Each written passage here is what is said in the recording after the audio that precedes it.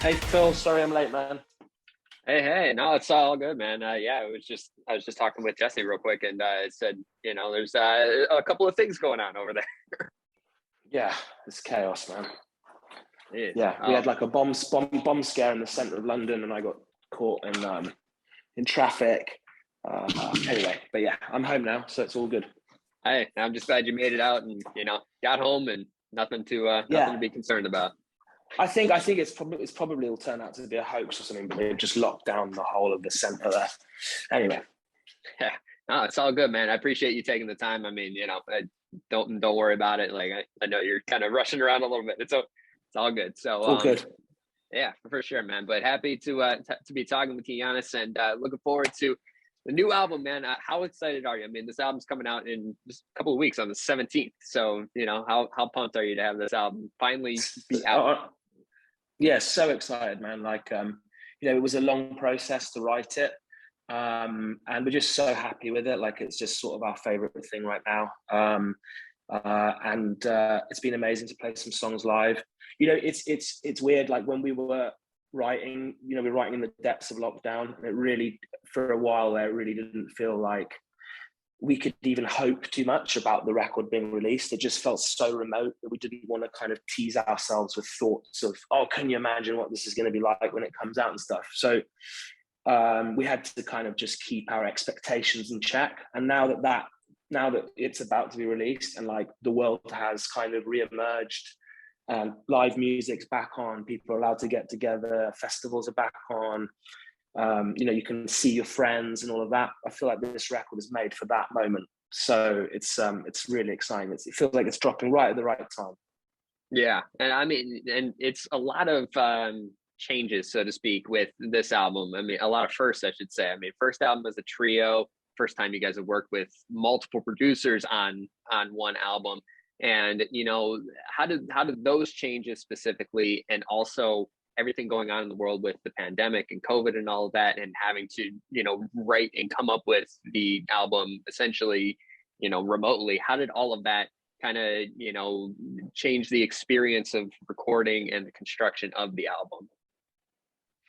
Yeah, I mean, it was very different, from the say the album before. The album before we made called Everything Not Saved Will Be Lost. We were like kind of just with in one space for a year and a half with one producer. I mean, I was kind of mainly producing, but we worked with an engineer. It was very much like all about one space. And here, Jimmy was in America for a lot of the time. He was out in California. So like you're saying, we were kind of sending ideas remotely back and forth. Part out of necessity and part out of experimentation. We wanted to try different producers, some of whom were in bits of London, different studios again. And then John Hill, who's also based in California, we would send stuff back and forth. The whole process was different, like it really was. And obviously there was no life really in the streets of London. I feel like for lyrics and just for vibe, like I thrive off there being some charge out there. Like I like to go out, I like to move around, I like to kind of have input and stimulus, and none of that was there. So it required a different approach to the lyrics. Like I had to kind of go deeper into myself, and yeah, and we were just recorded in a different fashion. It was much more bit by bit, couple of days here, couple of days there. It was more like making a kind of it was just like making a tapestry or something. It just felt like we were kind of like taking a few ideas and then seeing how they'd sit with something else, rather than just going like, right, this is the record, let's record it. It was much more exploratory. We were kind of exploring things for a longer period of time. But we're Yeah, happy with the result. yeah, I like that you say like kind of exploring different sounds, because like I got a chance to spend some time with the album, and you do hear a lot of those different sounds. Like you get a little bit of that rock and roll edge, you get a little bit of pop, a little bit of disco, funk. Like there's a lot of things that I noticed in different songs on the album. Not just with Wake Me Up or 2 a.m. with the singles, but as an entire piece, you're hearing a lot of those sounds. So not only from just your standpoint, but also the band as a whole, like where do some of those influences come from? Not just lyrically, but like the overall sound of taking those different sounds and kind of blending them into one. I mean, I think that we've always been interested in like in rhythms, like rhythmic music, whether that's like um, club music, like Caribou or Fortet. There's like a really good kind of like electronic music scene in the UK, like Jamie XX, Caribou, Fortet, that kind of thing. Floating Points, kind of indie dance music. It's not necessarily like you go to the club with a bottle. It's more like it's kind of it's more like slightly more inspiring than that. But we take a lot of influence from that kind of angle, and we have done since the beginning of the band, to be honest. That's been there like ever since Antidotes in 2008. So there's that, and then we really enjoy like lots of big classic 80s, like Nile Rodgers stuff, Chic, Prince, lots of Nile Rodgers and like the Minneapolis sort of stuff, and inspired by lots of things, but you can definitely hear some of that on the record, but it wasn't like an active attempt to be like, let's do this. But I think it definitely Wake Me Up, you can hear a bit of the Chic kind of vibe coming through, I think. Yeah, I would agree. And it's interesting with all those different sounds, and like a lot of the artists that you mentioned as well. And this is something that I specifically like to ask any artist from the UK, because it seems like overseas compared to here in the States that genres don't really mean as much. It's more about just music as a collective whole, and you hear it a lot with radio. It's not segmented into different formats. So do you like, what's your take on like why is there that kind of different mentality in the UK versus over here, where it's like, no, like this is pop, this is rock, this is dance, like anything like that? I don't know. That's a good question. I definitely agree with what you're saying. I think like I think generationally what's happened, I think that things were just more tribal before. I think in the early 90s, I'd say you were either into grunge or you were into like house music in the UK. You were either like at the drum and bass rave or you were into grunge, and that those kinds of genre barriers have just stopped. Like they've just been melted away here over time. And I'm not sure. It's kind of almost like I'm not sure perhaps why they've remained firmer perhaps in America, but I don't get the sense in America that the average person that necessarily is as tribal, but perhaps just the radio formats are different and stuff. I don't know. I haven't analyzed it that much, but I think I think it's I think it's good to just feel like you can listen to whatever music you like and identify with whatever you want in a way. Yeah, definitely. And I think people are going to pick up on that, with the new album, like you said, all those different sounds. And, not only, with the album, with Life Is Yours coming out on the 17th, but you guys also have plans for a tour. I know that announcement's going to be coming on the 13th. So you've had some dates, over the past year or so, and you got some festivals that are coming up, but, how much, excitement or what level of excitement is there to have this tour coming and announcing this, after everything that's happened with the pandemic, and being able to actually travel and be, overseas and in different places again?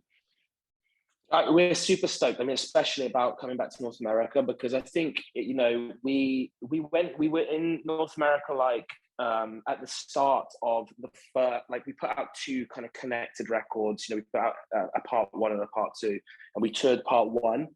So we're now looking at like 2008. I don't know when it was. 2000. I'm bad with dates, but anyway, it was a while ago, and we were meant to come back for part two, and we never did. So it feels like we were going to do a co-headline with Local Natives, who's a band and that we love.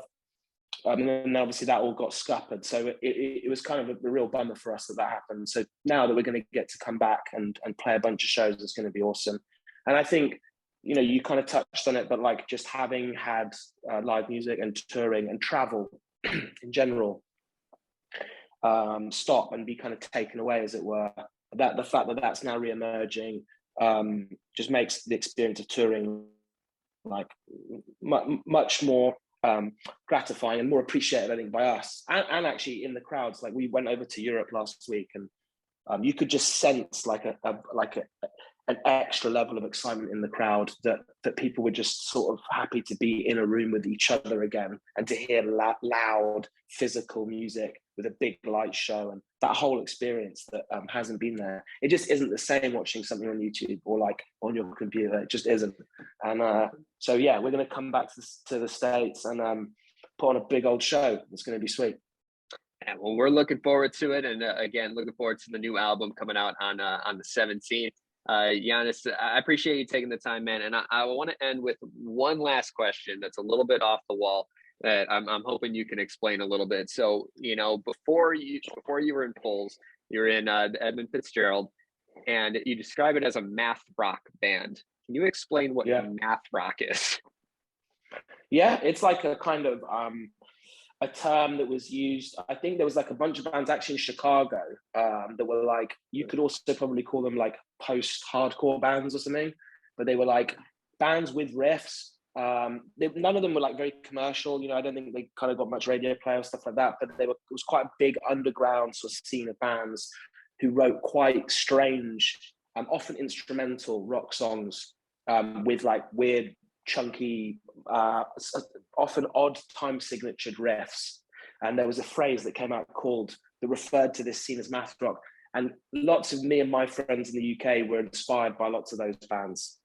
And so there was a kind of UK version of that, and that's where it came from. Okay. Does any of the math rock kind of play into Foals now, or at least your even early days when everything was starting to go? Yeah, definitely. No, absolutely. Yeah. Like, I mean, in like, we've got a song called Two Steps Twice that's on Antidotes. We close most of our sets with it to this day. And that song is inspired by a band called Battles, who are awesome. And they you know, they probably wouldn't want to be called math rock, but like they come from a lineage of other bands that, you know, were part of those types of scenes, like a band called Don Caballero, who are cool. But yeah, no, definitely. It's you know, there's some great records out there. I think it's just more like as a term, it's just a bit weird, isn't it? It's like people haven't really heard of it. Yeah, well, that's why I wanted to know. I was like, I read that, I'm like, I don't fully understand what that is. I've been in music for a while. I still don't get that one, but no, that's awesome. I'll send you a list. I'll send you a list of stuff to check out. There's some good stuff. Yeah, I'm all for it, man. I'm always down to hear new music and to discover artists that might have missed in the past. So yeah, would absolutely love that. But Yannis, thanks for taking the time, man. Looking forward to the new album coming out. Looking forward to the tour and everything. It's gonna be great to see you guys again. Yeah, wicked, man. We can't wait to come back. All right, man. Stay safe out there. Thanks a lot, man. Thanks, Philip. Cheers, mate. All right, later, man. Nice one. Thanks, buddy.